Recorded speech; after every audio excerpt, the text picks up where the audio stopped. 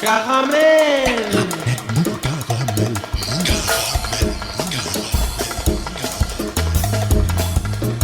Caramel.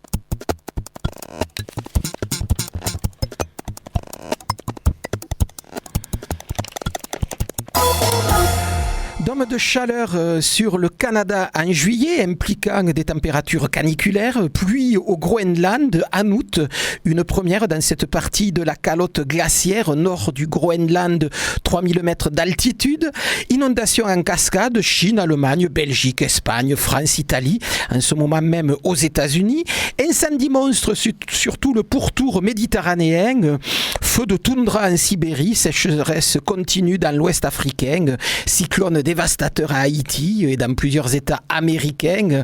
Vous le sentez comment, vous, l'état général de la planète?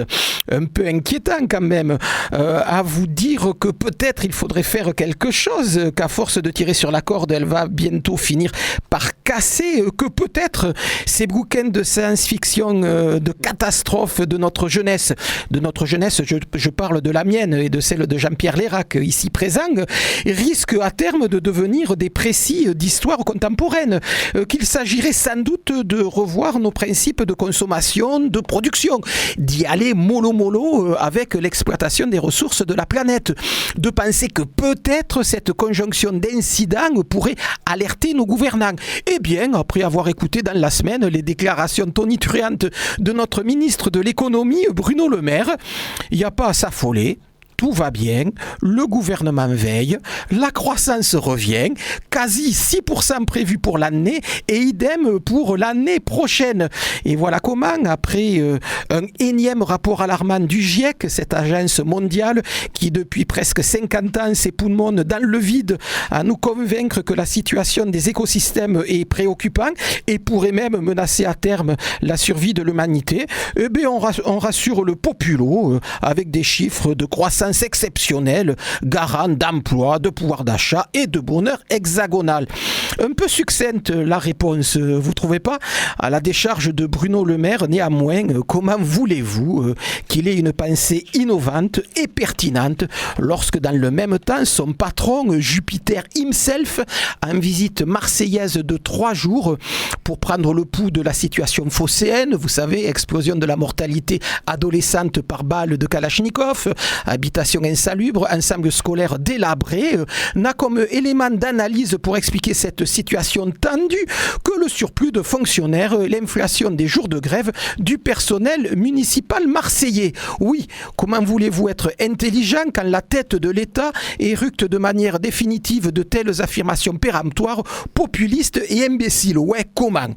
Enfin, remercions comme il se doit Jean-Michel Blanquer, le sémillat ministre de l'Éducation nationale, qui, avec sa déclaration faisant le lien entre arrivée de l'allocation scolaire dans les familles nécessiteuses et augmentation des ventes de télé-écrans chez tous les bons droguistes, nous a quand même fait rire pendant toute la semaine. Salut les filles, c'est Joe Kangourou pour un nouvel épisode de Caramel Mou, le premier numéro de la saison, la 33e du nom, réalisé ce soir par Thomas Delafosse et Paul Benaïm. Ce soir, on parle du 25e festival des Voix qui se déroulera du 8 au 12 septembre du côté de Saint-Nicolas-de-la-Grave avec son programmateur Jean-Marc Fuentes qui nous expliquera entre autres pourquoi ce festival de Moissac, ce festival donc est allé s'installer à Saint-Nicolas-de-la-Grave. On évoquera également avec Manu Galure le concert qu'il donnera le 9 septembre prochain à l'auditorium Saint-Pierre des Cuisines et puis dans le courant de l'heure qui arrive, Jean-Pierre Lérac, la caution morale et artistique de cette émission, nous délivrera sa première chronique de jazz bizarre, tandis que Manu Pomar détaillera pour nous la rentrée art visuel à Toulouse en général et le programme de l'édition 2021 du printemps de septembre en particulier. Mais on commence tout de suite avec une petite nouveauté postée récemment sur YouTube par le duo Irina Gonzalez et Louis Navarro. Duo voix contrebasse, tout en musicalité et en effluve cubaine. Irina et Louis qui joueront justement à Saint-Nicolas de la Grave dans le cadre du 25e festival des voix. Irina et Louis, on écoute tout de suite Longina, c'est caramel mou et c'est tant mieux.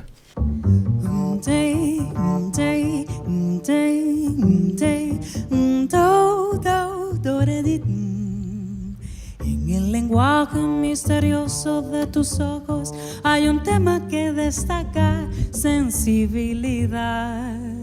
Y las sensuales líneas de tu cuerpo hermoso, las curvas que se admiran, despiertan ilusión. Y es la cadencia de tu voz tan cristalina, tan suave y argentada, de ignota y realidad, que impresionada por todos tus encantos, se conmovió mi lira y en mí la inspiración. Por ese cuerpo orlado de belleza, tus ojos soñadores y tu rostro angelical. Por esa boca de concha nacarada, tu mirada imperiosa y tu andar. Señoril, te comparo con una santa diosa, longina seductora, cual flor primaveral, ofrendándote con notas de mi lira, con fibras de mi alma, tu encanto juvenil. Ofrendándote con notas de mi lira, con fibras de mi alma, tu encanto juvenil.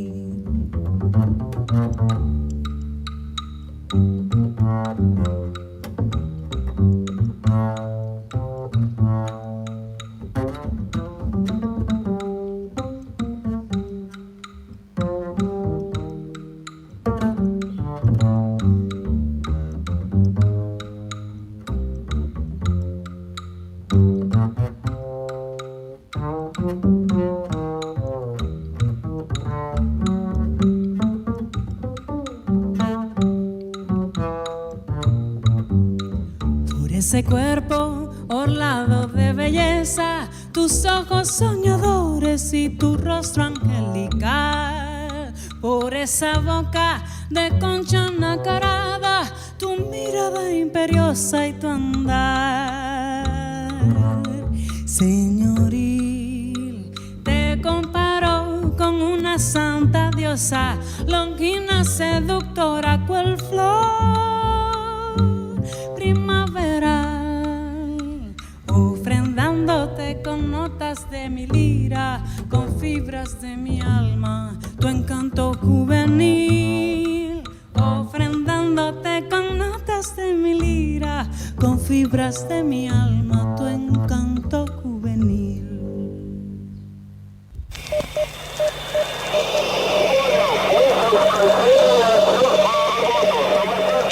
Qu'est-ce que c'est? Caramel mou. Et ça, qu'est-ce que c'est? Cette voix dont l'accent triomphant perce à travers le grésillement de la radio. C'est Joe Congo ou pardon?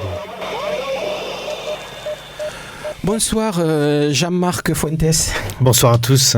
Vous êtes là pour nous parler d'un festival que l'on avait l'habitude de relayer ici dans cette émission qui d'ordinaire se passait plutôt vers la fin de l'année culturelle, oui. vers juin par là. Tout à fait, ouais. Et qui depuis l'année dernière s'est un peu décalé. L'année dernière c'était pour cause de Covid. L'édition de juin ayant été annulée a été rattrapée en septembre avec une partie de la programmation qui qui avait été montré à Moissac l'année dernière. Et puis cette année, vous revenez sur cette rentrée avec la 25e édition qui, cette année, va se passer à Saint-Nicolas-de-la-Grave, pas très loin de Moissac. Mais il y a quand même une petite raison qui fait que vous avez... Ouais, il y a un autre genre de maladie à Moissac. Voilà, la Manu Galure est arrivée. On était peut-être vachement plus tranquille quand il était encore en train de se faire atteindre du côté du métro. Donc oui, il y a une raison quand même assez particulière pour expliquer le fait que vous soyez parti de Moissac à Saint-Nicolas-de-la-Grave. Oui, mais le festival est sur les voyages et l'aventure. Donc, elle est excellente, mais vous vous en tirerez pas comme ça. L'an dernier déjà, on n'avait pas trop osé vous interroger là-dessus parce que vous étiez encore en poste, mais là maintenant, je suis plus en poste. Il y a les élections qui arrivent, c'est quand même peut-être intéressant d'expliquer comment on travaille avec une municipalité RN, puisque c'est une des raisons pour lesquelles vous êtes parti de Moissac. Entre-temps, en juin 2020, la population de Moissac a élu un maire Rassemblement National. À 64%, voilà, si je me rappelle bien.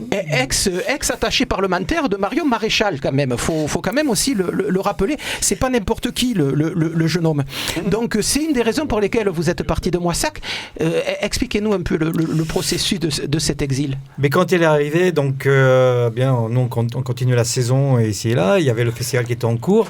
La saison culturelle, le problème, c'est qu'on n'a pas pu... ils voulaient qu'on fasse nos preuves. On n'a pas pu faire nos preuves parce que, comme toutes les salles étaient fermées, mais je pense qu'au bout de 25 ans, et moi 15 ans que je suis à Moissac, les preuves, je les ai faites depuis un moment.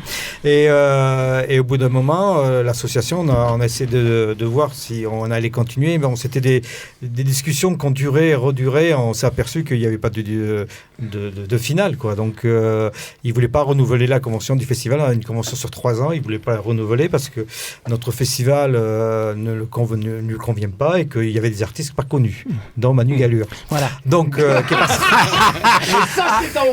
là, on fait moins le malin, Manu Galure. On fait moins le malin. Ça va être ma faute. Et c'est pas vrai parce qu'il n'est jamais passé au festival. Il est passé dans la saison culturelle, il n'est pas passé au festival. Mais voilà, donc le festival, le thème du festival, il ne voulait pas continuer ce festival. On va quand même rappeler le nom complet du festival parce que ça dit beaucoup de choses. Ça dit beaucoup de choses. Donc ce festival s'appelle Festival des voix, des lieux, des mondes. C'est peut-être le côté des mondes qui a un peu déplu à la mairie. Oui, c'est la programmation des musiques du monde ne lui convient pas et donc après on va pas se battre. L'association a dit elle avait marre de se battre. Il y avait 2 solutions, soit on arrêtait tout, soit on trouvait une autre solution.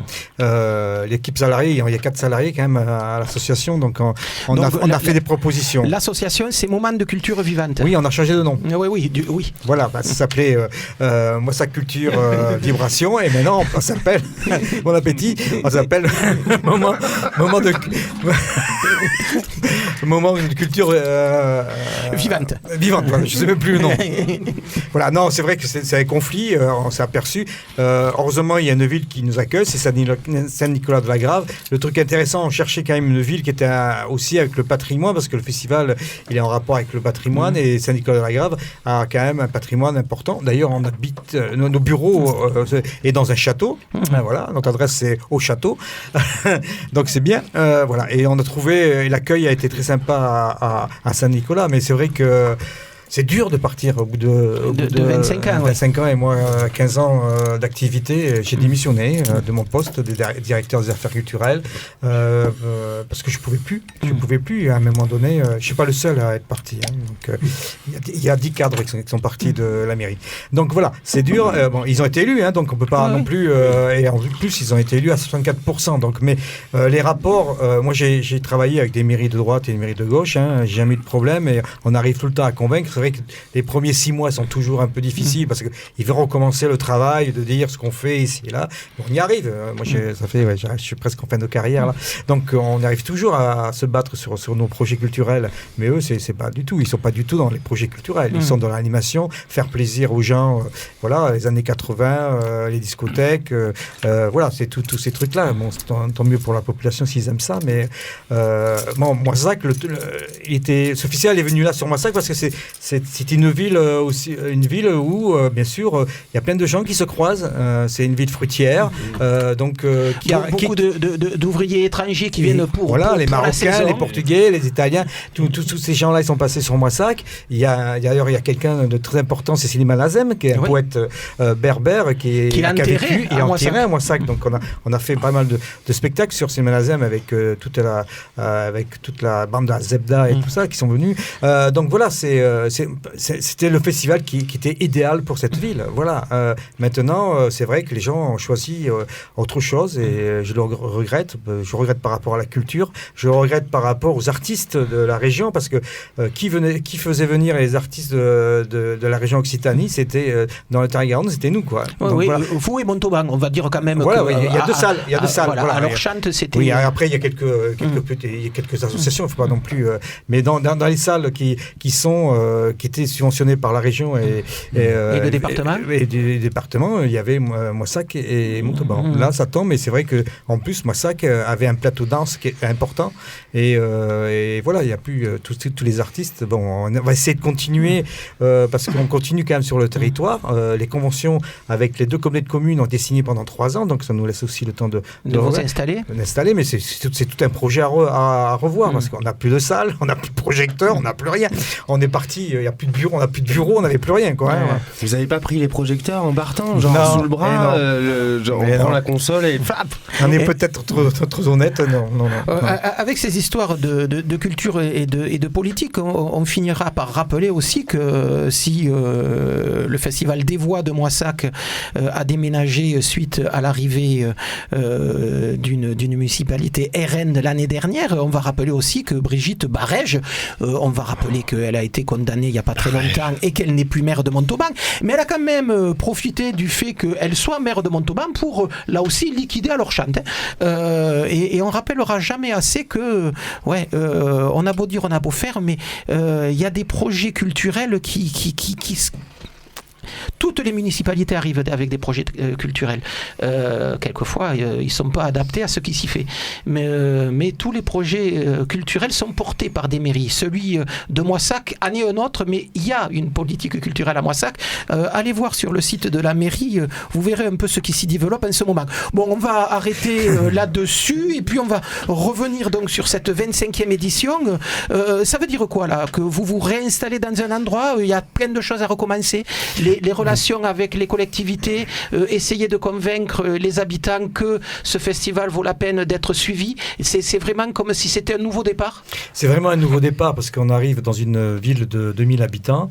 Quand ils nous ont vu arriver, bien sûr, ils se sont posé des questions, hein, toutes les petites associations, le comité des fêtes et tout, donc on les a rencontrés. Ça se passe très bien. Ça change carrément et ils participent au festival à fond, tous. Donc voilà. Après, c'est vrai, il faut reconvaincre nos partenaires qui sont la région et le département. Le département du Tarn-et-Garonne a donné un financement supplémentaire pour nous aider à partir, nous aider à nous reloger, acheter des bureaux, les ordinateurs et tout ce qu'on n'avait plus.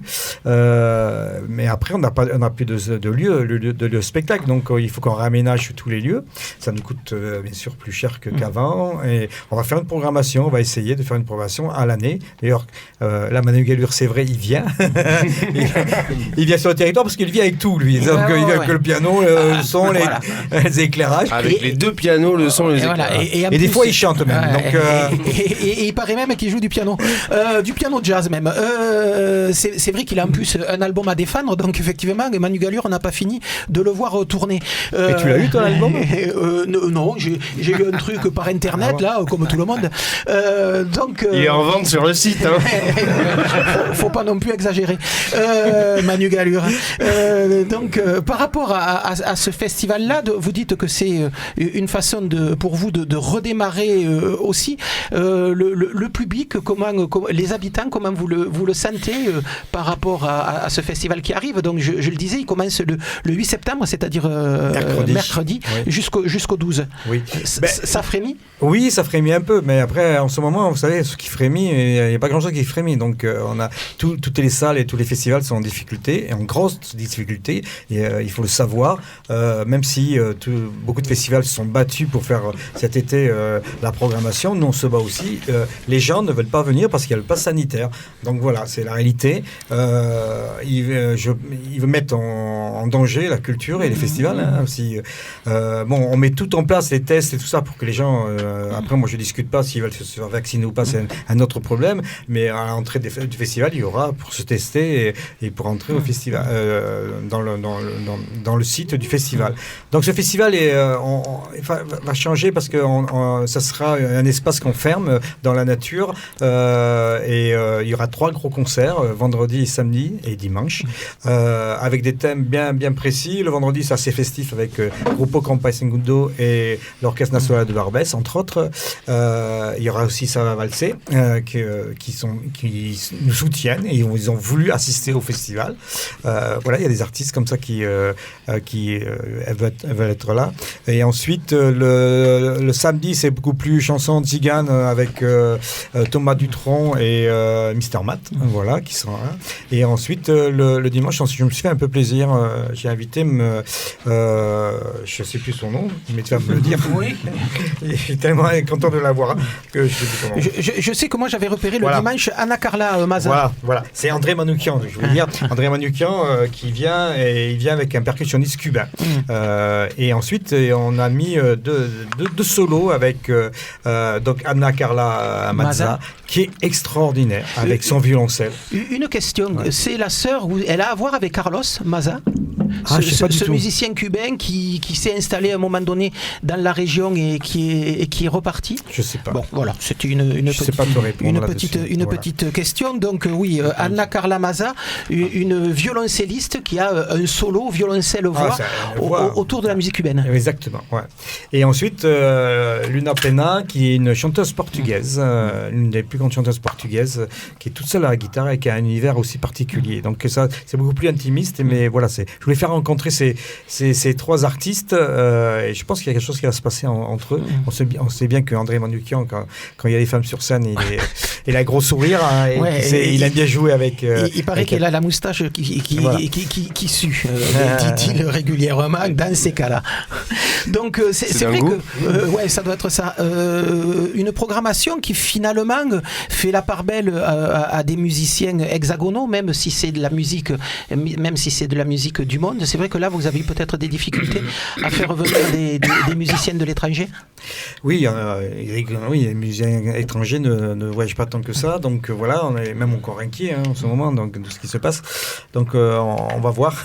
Il y aura peut-être des surprises. Et après, il y a des artistes qui viennent aussi. Je pense au Quatuor Les Balkans, qui aussi ont demandé à venir sur le festival pour nous soutenir. Donc elles seront à l'église le samedi. Et ensuite, il y a des artistes qu'on aime bien de la région. Ouais. Tout à l'heure, on a écouté Irina Gonzalez et Louis Navarro. Voilà, qui est un album qui est vraiment bien, je trouve. Et voilà, il y aura d'autres artistes. Donc ça va valser. Il y a aussi un groupe de Montpellier qui mélange la danse et les percussions. C'est Ben and Buzz. Ils sont dans les bistrots et ils chantent et des percussions sur les tables des bistrots. Voilà. Jusqu'à maintenant, ils n'ont pas pu le faire, mais j'espère qu'ils pourront le faire parce que normalement, on n'a pas le droit. Bon. Et le festival mélangeant comme d'ordinaire, concerts payants, soirées payantes et concerts gratuits dans le village et puis dans les villages avoisinants, puisque vous essayez aussi d'investir les villages avoisinants. Oui, c'est les Préludes des Voix. Ça date d'à peu près 5 ans. Il y a les villages, ils étaient un peu jaloux de ce qui est passé à Moissac. Ils nous ont demandé, et comme on avait une convention aussi avec les comités de communes, ils nous ont demandé de faire des concerts autour. Donc on appelle ça les Préludes. Généralement, c'est 2 jours avant. On met des artistes dans les villages. On essaye de trouver dans ces villages-là des endroits qui sont un peu qui font partie du patrimoine. Soit on fait ouvrir des châteaux, soit des jardins, soit voilà. Donc on essaye d'essayer d'amener les artistes dans des endroits un peu où les gens ne vont pas d'habitude. Donc voilà ce qui se passe là le 8 avec c'est à Caumont. Le 8 à Caumont, c'est avec Barbershop, voilà, quartet. Et ensuite, il y a une création. On essaie de mettre chaque année une création. Cette année, c'est Vox Beguiri qui va faire une création à Castelmayran, une création avec un quatuor à cordes. Et il y aura aussi un guitariste avec une guitare électrique. Donc, c'est un mélange de voix polyphoniques occitanes avec musique classique. Et voilà, c'était une création que je leur ai demandé il y a 3 ans. Et ils vont le faire là. Voilà. Oui, Vox Beguiri est un quartet de voix masculines qui viennent de la Bigorre, qui viennent directement de la Bigorre. Donc voilà, c'est le 25e festival des voix, des lieux, des mondes qui se délocalise à Saint-Nicolas de la Grave. Ça commence mercredi, ça se termine dimanche, donc avec des soirées un peu spéciales, vous l'avez compris, soirées un peu dédiées à la culture manouche samedi, aux voix, qu'elles soient cubaines ou portugaises dimanche, et puis esprit nettement plus festif vendredi, notamment avec le retour dans la région d'un groupe qu'on a beaucoup vu au début des années 2000, qui s'était fait un peu plus discret sous nos contrées ces derniers temps. L'Orchestre National de Barbès revient en force. Ça se passera donc vendredi prochain, 10 septembre, à Saint-Nicolas de la Grave, à partir de 19h, ce concert. Et avant de continuer cet entretien autour de ce festival avec Jean-Marc Fuentes et avec aussi Manu Galure, on va écouter un morceau de l'Orchestre National de Barbès, vieux morceau de 1999, Poulina.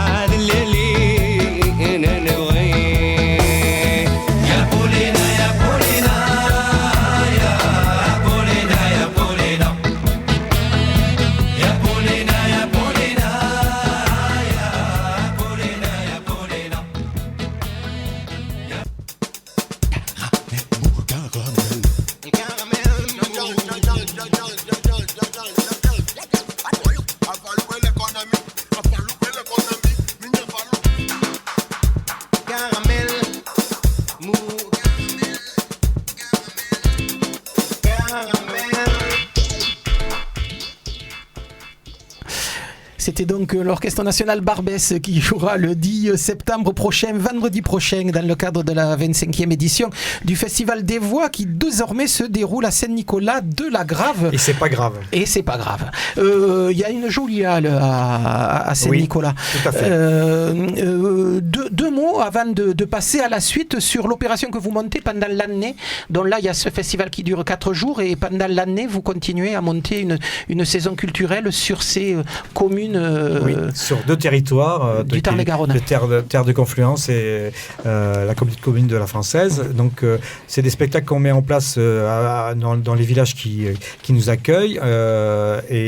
Ça dure depuis maintenant 5 ans. Et voilà, c'est d'amener la culture aussi dans les villages. Et c'est intéressant. La Manu Gallure, il vient 2 fois au mois d'octobre, si je ne me trompe pas.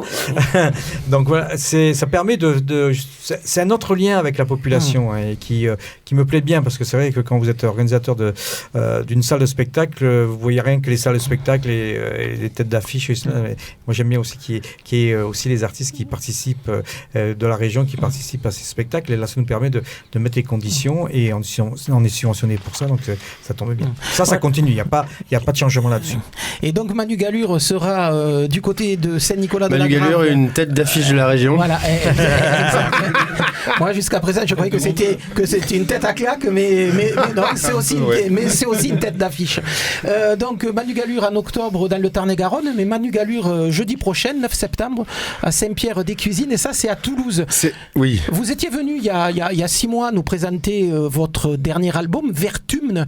Vertune, on va rappeler que c'est un dieu gaulois des jardins, des forêts, de la nature. Un dieu romain, c'est ça. Et maintenant, vous défendez cet album sur scène avec un spectacle qu'on avait déjà pu voir au Bijou il y a 1 an, qui est assez particulier, et c'est aussi de ça dont on va parler maintenant. L'album, on s'en fiche, il a déjà 6 mois et puis en plus, alors moi je me suis jamais dit que je défendais des albums, c'est plutôt l'inverse, c'est-à-dire que je fais un spectacle, puis de dépit je fais un album, parce que apparemment c'est comme ça qu'il faut faire, et après je le vends à la sortie et je me fais des tonnes de thunes avec. C'est ça. Tout le monde s'en doute, mais en fait c'est plutôt un prétexte pour discuter avec les gens à la fin du concert, et boire des coups. Oui, c'est ça. Aller directement dans un bar, ça sera plus simple. Non, venez au spectacle, parce que c'est ça qui est bien. Et du coup, c'est plutôt. Moi, je fabrique plutôt des spectacles que des disques. Et c'est pour ça que ça vaut le coup de le voir en vrai, quoi. Donc, spectacle qu'on a pu voir l'année dernière, il y a à peu près 1 an pile. C'était entre les 2 confinements. Mais vous étiez à la première. Au Bijou à Toulouse, il y a 1 an. Spectacle assez particulier. Déjà, il y a le dispositif scénique, une espèce de structure qui a autant à voir avec un chapiteau circassien qu'un vaisseau spatial qui aurait un peu pris de l'âge et qui marcherait pratiquement plus. Donc une espèce de structure assez étonnante et très très belle. Et puis 2 pianistes, ça c'est une des premières fois qu'on vous voit jouer avec 2 pianos. Vous en jouez un et un autre piano, on donnera le nom du pianiste dans 3 minutes. Plus une espèce de régisseur qui est là, qui joue autant de la meuleuse sur un coin de ferraille que des baguettes sur la caisse du piano, du marteau, et qui est là pour vous accompagner un peu au chant et pour faire aussi les rythmes. Mais lui, les percussions, il les trouve là où il peut, sur la scène, un peu. Surtout dans le piano, c'est-à-dire que tout se passe dans les pianos, et le principe du spectacle, c'est de la préparation de piano. Et la préparation de piano, ça consiste à foutre des machins et des bidules dans un piano, puis ça change le son, et en général, ça fait des sons souvent assez aléatoires, mais on met des vis, on met du scotch, on met des pinces à linge, et c'est assez rigolo à voir, c'est très ludique, et on a des miroirs sur scène, donc on voit un peu ce qui se passe dans les pianos, et c'est très rigolo à faire. Et donc ce 3e larron qui est derrière, c'est pas n'importe qui. D'abord, maintenant c'est Chouf, et donc les Toulousains le connaissent. Et puis surtout, il fait vachement de choses derrière. C'est-à-dire qu'il joue dans les pianos tout le temps, de la percussion, il met des trucs, il met des machins, il fait des lumières, donc c'est c'est comme les hommes de l'ombre, mais il est pas vraiment dans l'ombre. Voilà, on le voit faire, quoi. Il est tellement dans la lumière que c'est lui aussi qui s'occupe des poursuites lumineuses. Et le 2e pianiste, c'est un pianiste qu'on connaît bien à Toulouse, qui était et qui reste un très grand pianiste de jazz, c'est Lorenzo Naccarato, Oui. à qui vous avez donné, alors je ne sais pas comment a bougé ce spectacle depuis un an, mais au moins quand je l'ai vu l'année dernière, à qui finalement vous avez donné la part congrue de la partie pianistique. Il vous accompagne et de temps en temps c'est même vous qui faites les solos de jazz, ce qui est un peu gonflé. C'est un peu gonflé de ma part, on est d'accord. Exactement. Et c'est lui qui fait l'accompagnement, et c'est vrai que ça donne un jeu entre vous deux qui est assez savoureux. C'était un peu le spectacle que j'avais envie de faire depuis toujours. C'est-à-dire que deux pianos, c'est quand même d'un seul coup, il se passe quelque chose, quoi. Mettre un piano sur scène, c'est du boulot, mais alors en mettre deux. Et puis il y a une conversation entre deux pianos. Là, on a un piano à queue, un piano droit sur scène. Tous les deux préparés. Et comme on a plein de préparations différentes, on change à chaque fois de préparation, on fait un peu n'importe quoi avec tout ça. Il y a un orchestre, quoi. D'un seul coup, un piano peut devenir un orchestre parce qu'on les bidouille. Et alors deux, c'est un symphonique. Comment Lorenzo Naccarato a vécu ce changement de rôle? Parce que d'habitude, c'est lui qui est d'abord le leader de sa formation, son trio, c'est lui qui improvise, c'est lui qui fait des longues digressions au piano, alors que là, justement, son rôle, il est tout autre. Et il faudra lui demander à lui, je pense qu'il s'éclate, vraiment. Oui, bon, il vous suit depuis un an, donc déjà... Et puis alors, il est parti pour un certain temps, et ce que je sais, en tout cas, c'est que le piano préparé, c'est pas quelque chose que les gens font vraiment, et c'est pas des techniques qui sont hyper répandues, et lui, il connaissait sûrement le piano préparé, mais en tout cas, il s'était pas plongé pleinement dedans, et moi, le retour qu'ils m'ont dit, c'est que maintenant, faire sans le piano préparé, ça va être un peu difficile, voilà. Donc il faudra lui demander à lui ce que c'est, mais ce que ça fait chez lui, mais je sais que je le vois faire, il s'éclate à faire ça, quoi, du piano, de la bidouille, et d'un seul coup de faire de la percu, de la basse, du machin, c'est vraiment, mais c'est assez joyeux comme manière d'approcher le piano préparé. Et c'est vrai que ça donne un côté assez joyeux au spectacle. Jean-Pierre Lérac étant là, c'est vrai que c'est pas à lui que vous allez dire que le piano préparé n'est pas souvent usité, alors que la musique dont tu nous parles ici, ça n'est que lorsqu'il y a du piano, ça n'est qu'avec du piano préparé. C'est rare qu'il ne soit pas préparé chez nous. On rappellera aussi qu'une Philippe Gelda fait beaucoup ça d'ailleurs. Philippe Gelda, mais c'est lui qui m'a... Alors Philippe Gelda, il faut lui donner grâce. C'est lui qui m'a introduit à ça il y a 15 ans. Depuis 15 ans que j'ai croisé Philippe Gelda, moi j'arrête pas le piano préparé, j'en fais tout le temps. Et c'est vrai que l'autre grande spécialiste du piano préparé ici, c'est Christine Vodraska, quand même.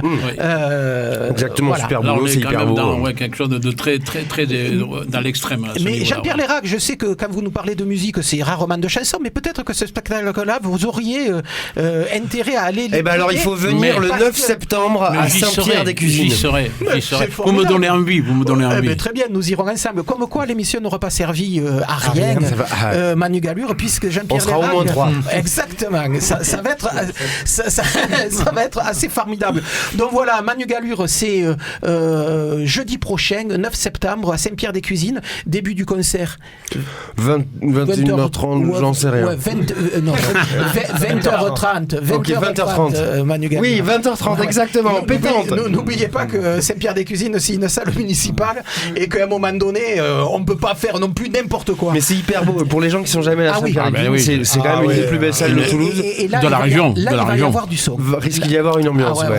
Donc venez, ça va être beau. 9 septembre, Saint-Pierre-des-Cuisines, Manu Galure en trio, donc avec Chouf comme régisseur, homme orchestre, bidouilleur de son, et puis deux pianistes, Lorenzo Naccarato au piano droit.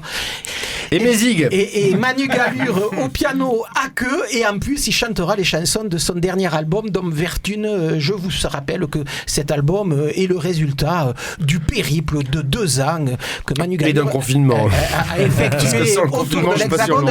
Stop, Manu Galure. Oh, ça va, moi, je suis là, je suis content. Voilà. Et on se quitte parce qu'on n'est pas chien.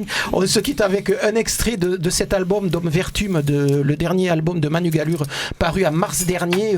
Le morceau, c'est Le jour de l'apocalypse. Et effectivement, plus on écoute cet album, plus on découvre des chansons. Moi, il y a 6 mois, c'était pas la chanson qui me plaisait le plus. Et puis finalement, elle est terrible, celle-là. Elle est terrible. Le jour de l'apocalypse, Manu Galure en trio.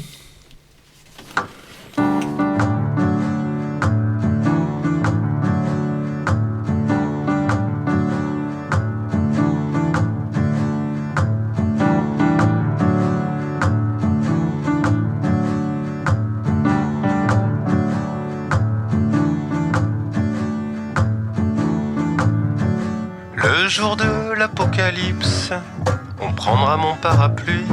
Tu voudras voir la dernière éclipse, toi qui les trouves si jolies. Le vent nous bouffera la peau sous la pluie des météorites. Tu trouveras qu'il fait un peu chaud, je t'embrasserai un peu plus vite. Et si rien se passe, on ira manger des glaces en attendant la fin du monde. Et si rien ne se passe, on ira manger des glaces en creusant la couche d'ozone.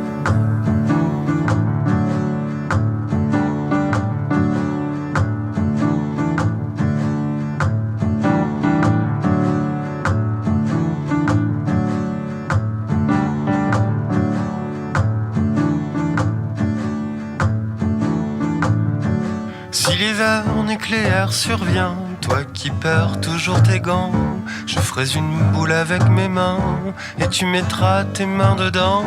Tes yeux injectés de sang ressembleront à des framboises. On s'allongera frottis-frottant le museau de nos masques à gaz. Et si rien ne se passe, on ira manger des glaces. Et si rien ne se passe, en attendant la fin du monde.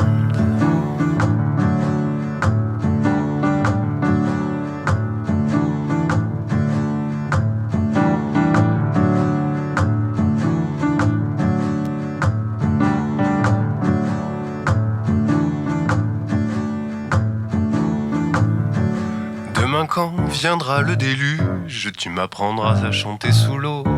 La mer est un joli refuge et je suis malade en bateau. On échouera sur une île en plastique, on fera pousser des salades en sachet dans des rivières d'acide citrique. On regardera les poissons flotter et si rien ne se passe, on ira manger des glaces en creusant la couche d'ozone.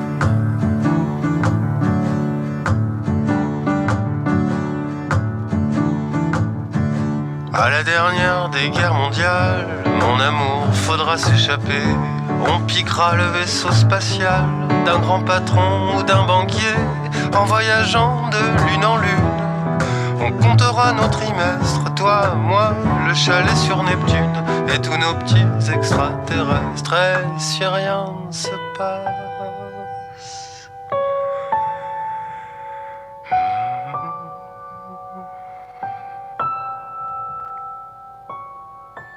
en attendant la fin du monde. La mer est dangereuse, même s'il n'y a pas d'eau dedans. Quand on creuse dans la baie du Mont-Saint-Michel, on trouve plein de chapeaux de boy scouts. Où avez-vous appris à dire autant de conneries? Caramel!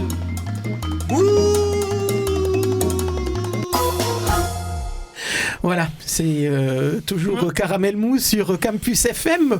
Quand même, la nouvelle de ce début de soirée aura été que Jean-Pierre Lérac va aller écouter de la chanson jeudi prochain à Saint-Pierre-des-Cuisines et aller voir le concert de Manu Galure, donc 9 septembre. Ça, c'est assez fantastique. Le rendez-vous est pris. Voilà, et je serai là, rendez-vous dans... Nous irons ensemble. Exactement. Main dans la main, ça va être assez formidable. Jean-Pierre Lérac, allez, première chronique de l'année. On s'était mis d'accord sur un petit bilan estival de ce que vous avez pu écouter et puis peut-être un conseil d'un disque à écouter. Voilà, on va oser le bilan estival de façon très objective. Mais vous me connaissez évidemment. En matière de musique. Voilà. Vous êtes très objectif. C'est ça, donc on est d'accord là-dessus. Donc on va faire ce bilan. Cet été, évidemment, je ne vais pas vous le cacher, ça a été un peu compliqué entre les confinements, les passes sanitaires, tout ça. Mais moi, je dois dire quand même, si globalement, quand on regarde ce qui s'est passé cet été, je crois qu'on peut être content de ce qui s'est passé parce qu'il y a quand même quelque chose qui était fantastique, c'est que des gens ont pu voir des concerts. Et ça, je crois que ça a été quand même l'histoire pour les gens, c'était vraiment de pouvoir revoir des concerts. Et ça a été ce qui va cet été, ça a été fantastique pour ça. Bon, alors, tous les festivals ont eu lieu pratiquement, à part La Poutre, c'est un peu dommage, je ne sais pas trop pourquoi. Donc, les festivals ont eu lieu, mais ils se sont tous adaptés, il faut dire, parce que c'est vrai que c'était, ça, je dois dire que c'était quand même assez compliqué. On ne va pas rentrer là pour chaque organisateur. Je pense que les gens se sont arrachés les cheveux, mais tout le monde avait vraiment envie de faire un festival et le public avait vraiment envie de revivre ça. De venir les voir. Voilà, donc je me suis appuyé un petit peu sur 2 festivals à tout hasard, donc le Festival de Luz et le Festival Baignade Sauvage. Hein. Voilà, pour un petit peu pour montrer ce qui s'est passé. Alors le Festival de Luz, lui, il a eu la chance d'être un petit peu avant le pass sanitaire. Ce n'est pas rien. Et c'est vrai qu'on a eu beaucoup de chance là-dessus. Le pass sanitaire a été annoncé le lundi du festival. Donc ça a quand même facilité les choses. On était quand même dans une certaine contrainte. Donc on va dire qu'on a eu beaucoup de chance. Mais en fait, c'est vrai que le festival, on a quand même dû s'adapter à tout un tas de règles différentes. Le festival était un petit peu différent. Mais les gens étaient prêts à accepter tous les changements. Et finalement, ils ont trouvé ce qu'ils venaient chercher d'habitude à Luz. Donc ça, c'est vraiment l'enseignement. Ça a été un très beau festival. La fréquentation était à peu près la même. Et puis, vraiment, c'était un vrai festival jazz à Luz. Donc voilà, donc ça a été quand même, tout le monde est sorti vraiment ravi de pouvoir revivre ça, tant plus que c'était le 30e. Avec quelques moments assez mémorables. Voilà, sur quelques temps forts, évidemment, on peut citer, on ne va pas refaire le bilan de festival, on va citer quand même Albert Marqueur, qui a joué à 6h du matin, accompagné par le collectif Lichen. Je pense que vous étiez de ceux-là, à 6h du matin au château Sainte-Marie. Devant le château de Luz, dans le brouillard, parce que ce jour-là, le soleil ne s'est jamais montré. Voilà, on voulait le faire ça avec le premier rayon de soleil, ça a été un peu raté, mais je crois que l'expérience... L'ambiance dans le brouillard était pas mal non plus. Je suis content, j'étais très heureux que vous soyez là pour témoigner de ce moment quand même assez inoubliable. Je voudrais juste aussi rendre l'hommage à Barakafri, le collectif des jeunes musiciens toulousains qui ont obtenu un vrai triomphe au festival. Avec leur nouvelle création. Ça me ravit parce que ça veut dire que vraiment, là aussi, un travail sur l'émergence, on ne va pas revenir, tout ça. Voilà, c'est les 2 moments que je vais retenir. Pour faire bref. Il y en a quand même un 3e. Le groupe 1, pendant tout un après-midi, jouant à cache-cache avec le public, en haut d'une colline, se cachant derrière les arbres, jouant à droite, à gauche, avec une espèce de son polyphonique qui changeait de direction toutes les 10 minutes. Bon, c'est quand même quelque chose. On en aurait autorisé un 3e, vous l'avez très bien décrit, c'était un grand moment. 3 heures de musique impro sans que personne ne se soit lassé. Et c'était une super expérience dans la nature. Donc voilà, on va s'arrêter sur ces 3 temps forts. On va parler un petit peu de baignade qui vient de se terminer. Donc baignade sauvage, c'était la semaine dernière. C'était la semaine dernière, ça vient de se terminer. Eux aussi, ils ont dû faire beaucoup de modifications, mais ils ont déjà changé de lieu. Mais ça, c'est pas à cause du Covid. C'est pas à cause du Covid, c'est que on les a un peu chassés des piscines vides. Donc ça, des piscines vides dégueulasses où pendant 4-5 ans, le festival avait lieu. Voilà, donc tout le monde se demandait comment ils allaient rebondir. Je trouve qu'ils ont rebondi au mieux parce qu'ils nous ont amenés dans des endroits, ça a été un petit peu itinérant. Ils nous ont amenés dans des endroits entre Albi et Mbialé, des endroits que peu de gens connaissaient, que personne connaissait, des endroits extraordinaires. Il faut quand même dire, Albi et Mbialé, c'est 20 km. Ils ont quand même trouvé suffisamment de lieux pour 4 jours pour que ne jouaient jamais au même endroit sur un truc de 20 km et les gens ne connaissaient pas.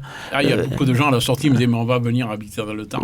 Non mais c'est vrai que c'est des coins, même moi qui suis tarné, j'ai découvert, et c'est vrai que c'est un monde, ce qui est assez étonnant, c'est qu'on traverse 2 tunnels complètement lugubres, là, où on se demande si on va croiser les voitures, on a l'impression d'arriver au bout du monde. Et donc c'est vraiment assez extraordinaire comment ils ont pu rebondir.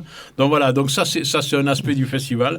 Et puis vraiment on a retrouvé l'esprit. Ils ont diminué les jauges. Je crois que c'était un festival un petit peu optimiste, mais c'est une volonté de l'organisation. Oui, c'était entre 49 et 400 personnes. Ça dépendait des concerts. Alors qu'on dépassait les 1000 personnes. Donc voilà, donc je crois que Benjamin, c'est vraiment là-dessus, ils avaient envie de travailler. Donc voilà, ça c'était vraiment, on a retrouvé l'esprit baignade. Et bon, là aussi on va signaler des temps forts. Bon, il y en a un, c'est Horse Lord, vraiment c'est un quartet américain qui a vraiment étonné tout le monde, et je crois que beaucoup de gens attendaient ça déjà. Ils ont secoué le public au sens propre comme au sens figuré. Je dois dire que j'ai été assez impressionné par leur même si pas la musique que j'écoute tous les jours, j'ai vraiment été impressionné par leur prestation. Hors de l'ordre, vraiment, c'est vraiment quelque chose à découvrir. Ils étaient étonnés de retrouver un public si chaleureux, c'est le moins qu'on puisse dire, dans un coin si perdu. Ils n'en revenaient pas. Avec des slams, d'un veux-tu en voilà, on était vraiment dans du vrai baignade. Bon, à ce qui me concerne, je vais quand même signaler l'ouverture du festival qui pour moi était un choc, le choc musical peut-être de l'année avec le concert de Jérôme Nottinger avec Anthony Laguerre dans la centrale. Pour moi, ça a été un séisme. C'est vraiment un concert totalement incroyable. Musique électro, c'était vraiment monumental. Voilà, j'arrête pas d'en parler à tous les gens. Voilà, donc ça, c'est un petit peu ce que... Manu J'aime beaucoup Jérôme Nottinger. Il avait joué à Lieu commun avec un pavé dans le jazz. C'était du meilleur de Jérôme. Enfin, c'était assez extraordinaire. Voilà, donc bon, on va, c'est surtout, je veux parler des festivals, on peut parler un petit peu du reste, mais le reste, c'est pas passé. On va en parler un petit peu. En fait, il s'est rien passé, en fait. Donc, notamment sur Toulouse, mais ça, c'est pas forcément un choix c'est pas forcément à cause des conditions sanitaires, c'est une volonté de l'Amérique. Donc, voilà, c'est pas le festival instantané qui va remplir les carnets non, on est bien d'accord. On est assez d'accord. Bon, merci la CAFPO qui continue. Comme d'habitude, il n'y a que la CAFPO qui propose des choses et qui en a encore proposé des très très bien cette année, pendant tout l'été, juillet, août, concerts toutes les semaines. Voilà, et je terminerai en parlant de ce qui se passe quand même, ce qui s'est passé, un truc qui s'est bien passé cet été, c'est un petit peu l'exode urbain qui a provoqué ça, un petit peu, et donc il y a beaucoup de réseaux qui se sont développés, de réseaux alternatifs. Parce qu'évidemment, les artistes, il faut qu'ils s'arrangent autrement pour jouer. Et donc, il y a eu vraiment beaucoup de choses qui se sont organisées dans les petits bars, chez l'habitant. C'est quelque chose qui est en train de se développer à vitesse grand V. Et surtout, à la campagne. En fait, il y a un petit peu à la ville, mais beaucoup à la campagne. Donc il y a eu plein de concerts, essentiellement dans le Tarn et le Gers. Donc voilà, c'était les endroits où il fallait aller cet été. Donc, c'est vrai qu'il y a une espèce de rééquilibrage de la culture sur la zone. Les zones rurales se révoltent vraiment. Est-ce un bien, ça on verra plus tard. En ce qui me concerne, est-ce que ça va durer? On verra aussi. Ça va durer, on verra aussi. En ce qui me concerne, c'est pas forcément ce que j'espérais non plus. Oui. Mais oui, vous restez un urbain.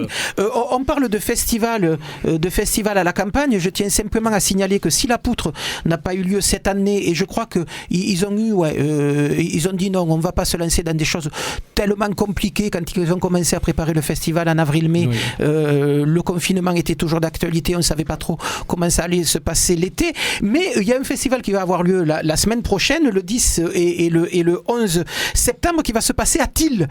Tille, c'est du côté de Montaigu-sur-Save, là-bas, dans une asinerie. C'est encore, je crois, c'est limite Gers, Haute-Garonne, mais c'est vraiment limite. Et avec tous les groupes qu'on aime ici dans Caramel Moon, notamment, il y aura Boost 3000 qu'on écoutera en fin d'émission. Il y a les gens qui fricotent dans la baraque à Free. C'est d'ailleurs des gens de la baraque à Free qui organisent ce festival. Et c'est donc vendredi et samedi prochain à Tille. Et là aussi, ça va être un festival en pleine campagne. Ça reflète tout ce qui se passe en ce moment, toute cette mouvance autour de ces lieux en pleine campagne. Donc on va suivre ça de très près. Juste pour illustrer tout ça, j'avais amené un extrait d'un groupe qui s'appelle Friedrich Nietzsche. Ce sont trois musiciens de Venise. Qui ont débarqué comme ça pour une tournée. C'est Manu Muret qui organise cette tournée. Il faut lui rendre hommage. Il a organisé en très peu de temps une tournée, 7-8 dates, une à Toulouse, mais le reste évidemment dans le Tarn et le Gers. J'ai eu l'occasion de voir ces trois Italiens. Ils sont absolument fantastiques. Comme ils sont nés à Venise, mais ils ont grandi dans l'écrin Vivaldi. Ils s'appuient sur le baroque pour faire des musiques très délirantes. C'est vraiment très rigolo. C'est vraiment un moment. On a passé des moments délicieux avec eux. Et ils étaient en co-plateau avec l'orchestre en carton. Je peux vous dire, ces soirées n'étaient pas tristes du tout. Donc on va écouter un petit peu un extrait de ce trio. J'espère qu'ils vont revenir dans la région. C'est vraiment fantastique. Et histoire de se rappeler que l'été, côté musical, a quand même été assez torride cette année. Merci Jean-Pierre.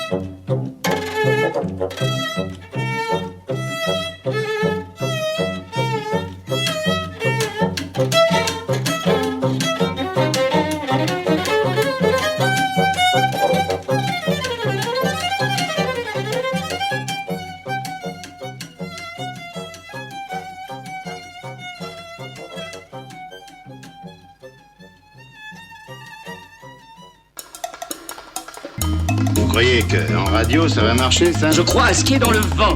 D'ailleurs, vous n'avez pas du tout l'esprit station. Oui, c'est bien d'être un auteur branché, destroy, mais il y a des limites. Caramel.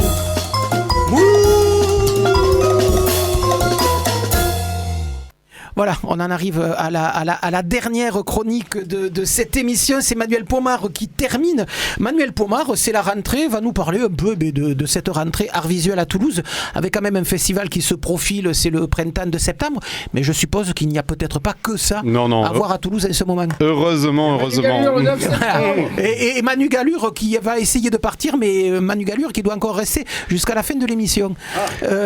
Donc, on en est où Bon, le printemps, je vais vous raconter un peu. C'est les 30 ans du printemps de septembre.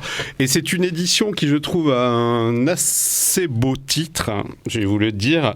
C'est sur les cendres de l'Hacienda. Ah ouais. Alors, l'Hacienda, évidemment, ce n'est pas une propriété mexicaine. Cela aurait-il à voir avec cet endroit mythique londonien Ah non. Alors, déjà, il est à Manchester. C'est Manchester mais en fait, et maison de disques. La référence première vient d'un situationniste et lettriste. Alors, c'est très compliqué entre les lettristes et les situationnistes, je te vire, etc.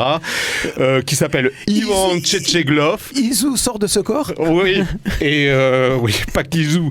Et qui, dans le premier numéro de l'International situationniste, écrit une phrase « Il faut construire l'Hacienda ». Alors, l'Hacienda, on va dire, c'est le lieu commun des possibles, le lieu d'une résistance au capitalisme, quelque chose qu'aura pu développer autrement Akimbe avec sa fameuse TAS, les zones d'autonomie temporaire. Donc Christian Bernard, directeur artistique du Printemps de Septembre, rebondit sur cette histoire, à part qu'il lui donne, on va dire, une dimension assez funeste et incandescente malgré tout avec ses cendres. En tout cas, j'ai regardé la programmation. Donc comme d'habitude, il y a une trentaine de lieux, tout est gratuit. Il y a à la fois des concerts, des expositions. Donc, contrairement à Monsieur Lérac, je ne suis pas du tout objectif. Je vais vous faire un choix subjectif, ok ? Ah, d'accord. Ça risque d'être dur. Effectivement, l'Hacienda de Factory Records, de Tony Wilson, j'aurais bien aimé y mettre les pieds. C'est vrai que Manchester, c'est un peu ce qui a irrigué mes oreilles de Joy Division. Et oui, Coming Out jusqu'à Oasis, je suis désolé. Mon côté pop. Alors, j'ai choisi des artistes que je connais, dont évidemment j'ai déjà vu le travail, parce que un travail plastique, ça s'éprouve dans le réel, c'est pas à travers les écrans qu'on rencontre une œuvre. D'abord, les dates. Les dates du 17 septembre au 17 octobre. Très bien. Merci. Du mardi au dimanche, de midi à 18h. Donc Mathilda Marquet-Bouaré, qui est une jeune peintre, qui a un univers au sujet assez grave. Il y a toujours quelque chose de sombre qui plane dans ses peintures, dans ses toiles, mais avec une facture assez naïve. Ce sont des peintures très touchantes, je recommande, c'est aux abattoirs. Ensuite, il y aura une artiste qui s'appelle Eva Toloa qui a fait une peinture sur les vitres d'une partie de l'hôpital Lagrave. Donc là, on est dans des couleurs chatoyantes. Je ne sais pas quel signal ça émet par rapport à... Oui, à ce qui est en train de se passer autour de l'hôpital Lagrave. On continue à le répéter. Les démolitions ont largement bien commencé. Oui, il y avait peut-être des trous à reboucher ou à ne pas faire. Voilà, exactement. Et une artiste qui a exposé à Lieu commun en 2011 qui s'appelle Pauline Curnier-Jardin, qui travaille autour du rituel. Évidemment, qui dit rituel dit mort, dit deuil. Et j'avais vu il y a 3-4 ans à Berlin une vidéo, qui s'appelle Qu'un sang impur, qui est une vidéo sur la sexualité des femmes ménopausées. Elle est toujours dans des sujets assez abrupts. Elle va tourner en Sicile, des cérémonies de deuil, des choses comme ça. C'est quelqu'un que j'ai rencontré, donc je vois un peu sa force et sa capacité à s'immiscer dans divers interstices. Et elle sera à l'ISDAT avec 2 vidéos. Ça, je pense que ça vaut vraiment, vraiment le déplacement. Il y a toujours une émotion à fleur de peau qui émane de ces images, je le conseille.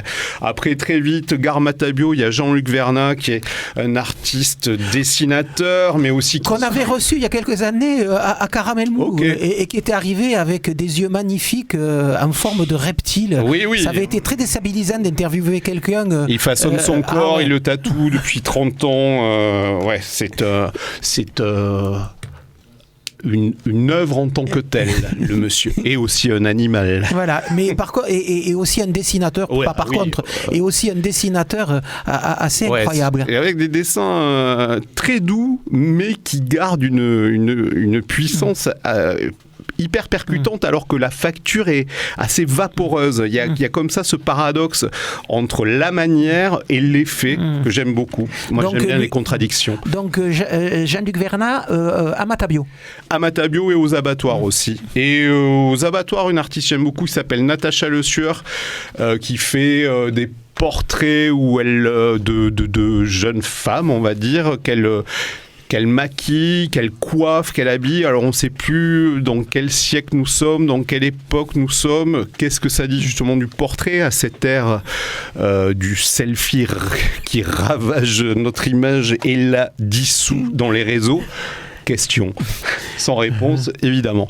Et je ne pouvais pas ne pas vous parler de Lieu commun.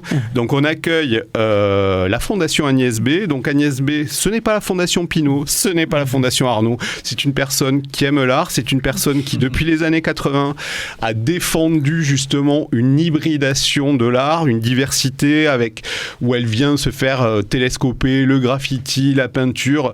Moi j'ai jamais acheté une fringue Agnès B, j'ai pas les moyens, mais j'en ai hérité une fois, c'est vrai que ça dure, mais tant pis. Donc, par contre, ta chemise, c'est formidable. Vraiment, elle est particulièrement belle. Qui le chope. Par contre, cette chemise hawaïenne, les hibiscus. Ah non, mais allez-y, il y a 5 € la chemise. Pour les gens qui ne voient pas à la radio, c'est bleu, vert, il y a des fleurs, c'est vraiment magnifique. Et puis, vous regarderez le selfie dans la semaine. Ça vaut un Agnès B. Oui, Agnès C. Allez, on va dire Agnès C. Manuel P. Excusez-moi. Donc l'exposition, voilà, c'est Jean-François Sens qui est le responsable des expositions d'Agnès B, mais aussi la personne qui a fait les fameuses compilations Les Jeunes Gens Modernes sur la scène, la vaste scène des fins 70, années 80, de musique un peu cold punk parisienne et au-delà. Donc c'est quelqu'un qui a des oreilles et un regard ouvert. Et l'expo s'appelle Un autre monde dans notre monde. Un peu qui s'appuie sur un ouvrage de Powell, je ne sais pas si vous vous en souvenez, qui s'appelle Le Matin des magiciens. Et donc c'est l'idée que, il y a la physique, il y a la science qui nous démontre des vérités, des faits sur le monde que nous habitons, mais il se passe d'autres choses. Il y a des choses invisibles, des dimensions cachées. Et cette exposition vient explorer ces territoires-là. Il y a à la fois des artistes contemporains, il y a des photographies de la NASA, il y a des images ethnographiques des années 30, il y a des artistes locaux que j'ai pu inviter dans ce cadre-là, parce que je leur ai dit que s'ils venaient ici, il fallait qu'ils portent un regard sur la scène locale qui est très riche. Il y a Nadia Von F, ou Nadia Von Foutre, qui est une artiste acérée, qui grave les murs, qui griffe les murs. Il y a Johan Gozard, qui est un artiste qui ne photographie que la nuit, donc qui révèle via l'appareil, via l'outil argentique, ce qu'on ne voit pas à l'œil nu. Je vous conseille vraiment de venir. Et on a la chance, parallèlement à l'exposition, de programmer un groupe électro que j'aime beaucoup, une électro jouée, qui s'appelle Zombie Zombie, un trio. Qu'on avait vu il y a quelques années au Métronome. Oui, invité par Mademoiselle Cat pour le cabaret Vulcano. Et donc une musique très répétitive, mais aussi à la limite de la trance. Oui, un peu comme ce que fait Edredon Sensible à Toulouse. 2 batteries, des synthétiseurs analogiques, un saxophone. Une trompette de temps en temps. Enfin, vraiment beaucoup de bordel sur des morceaux qui durent entre 10 et 15 minutes. Voilà, et ça c'est le 17 septembre, c'est au Beaux-Arts. On dit liste date aujourd'hui. Et c'est gratuit, et ça va être aux alentours de 22h, mais il y a peu de place, va falloir y aller tôt. Voilà. Mais il n'y a pas que le printemps de septembre. En même temps, il y a le festival Manifesto. Vous donc, le savez. Festival de photos. Voilà, Place Saint-Pierre, les containers. Une exposition aussi à l'imagerie de Manifesto. Et en face, sur le quai de l'exil républicain espagnol, donc, Fifigro. Ex-parking de la Dorade. Non. Oui, mais comment il s'appelait ce parking à Saint-Cyprien là-bas? Oui, Viguerie, voilà. Ex-parking Viguerie. Voilà, donc une rentrée, tout ça qui démarre le 17 ou aux alentours. En tout cas, le printemps, c'est sûr, ça démarre le 17. Manifesto aussi. Ouais. Et Fifigro, en général, pareil. Dans ces eaux-là. Voilà, donc j'espère qu'on va faire baisser les courbes de visionnage de la télévision sur Toulouse pendant cette période. Voilà. Et faisons augmenter le pavé. La courbe des vaccinations et on sera tranquille. Voilà, c'est quasi terminé. Dernier morceau de musique et on se dit au revoir. Merci Manuel. Bonjour madame, avez-vous déjà entendu de ce monsieur Macadam qui inventa le macadam sur lequel bon.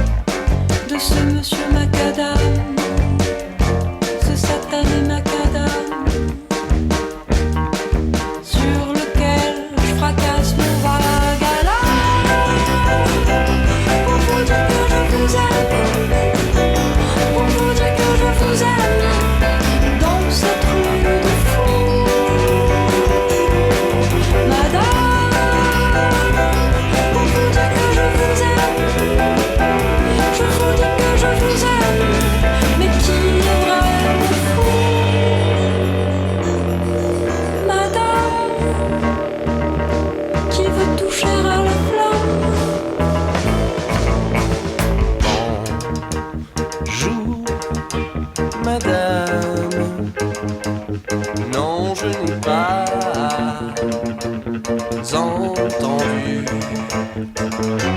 de ce monsieur Macadam, ce satané Macadam, sur lequel bonjour madame, non je n'ai pas entendu de ce monsieur Macadam, ce satané Macadam, sur lequel vous fracassez votre gala. Vous lui dites que vous l'aimez, vous lui dites que vous l'aimez, dans cette rue de fous. Madame, vous lui dites que vous l'aimez, vous lui dites que vous l'aimez, mais qui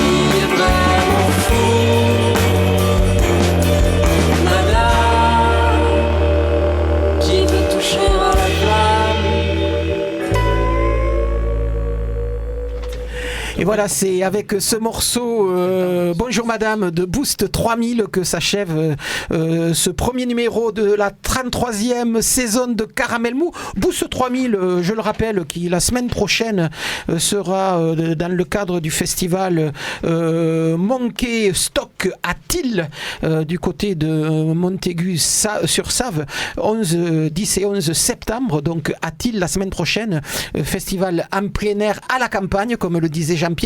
La bonne nouvelle quand même cette semaine, Jean-Pierre n'en a pas parlé, c'est la réouverture du Taquin. La réouverture du Taquin mardi prochain. C'est important, je suis désolé, il fallait le dire. On attend ça depuis quand même 2 ans maintenant. Ouais. Donc ça sera ça changera beaucoup de choses. Il nous manque. Le 7 septembre, c'est la réouverture du Taquin. Et nous, on se retrouve la semaine prochaine. Et c'est la 33e saison de Caramel Mou. Dites 33. 33, oui, docteur. Mais c'est formidable. Tu devrais appeler la saison Dites 33. À partir de la semaine prochaine, elle sera dite comme ça.